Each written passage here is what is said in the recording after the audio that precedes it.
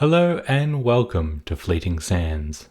If you're new here, my name is David, and this is a channel dedicated to watch news and reviews. Today I'll be taking a quick look at something a little different.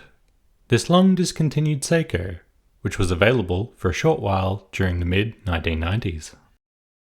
If you've not seen one before, let me introduce you to the Seiko S-Wave.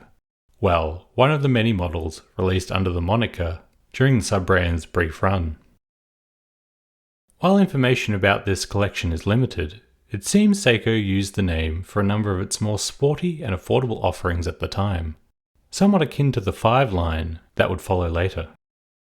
Sadly, a lack of popularity meant the range lasted only a few years, and has faded into relative obscurity since.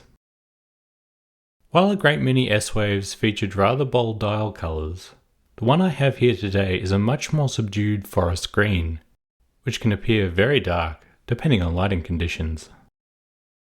In terms of overall design, this is a really fun little timepiece, with the pop of red from the seconds hand and flowing curves of the stainless steel case.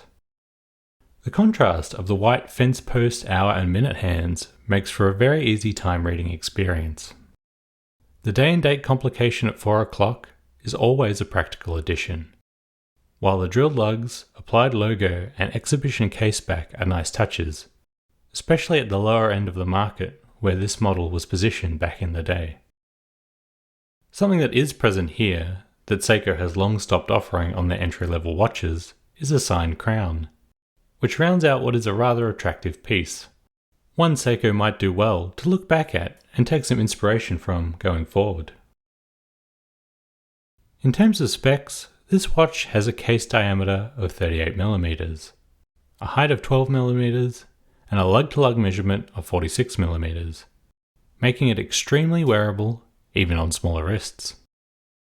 The original band for this one was long gone before I picked it up, but from what I understand they were generally paired with a black leather strap, so I've been using a fairly plain Timex equivalent that I had laying around. Thanks to the standard 20mm lug width, there are no shortage of more exciting options out there, but I think this works well, at least for the time being.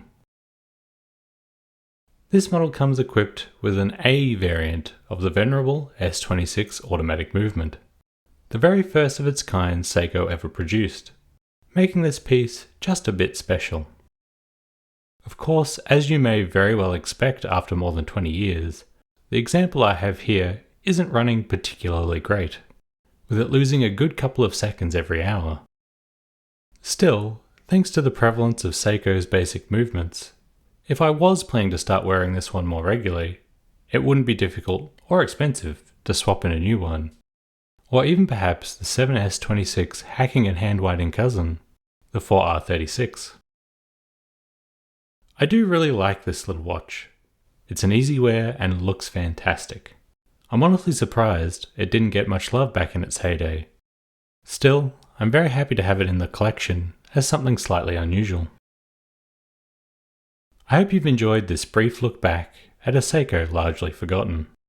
If you're keen to see more of the S-Wave, there's a great video by Peter Kotzer covering the red dial version of this one that I'll link in the description below. Or else, if you prefer something less retro, why not check out my review of the 4th incarnation of the Traska Freediver. Thanks so much for watching, see you in the next one.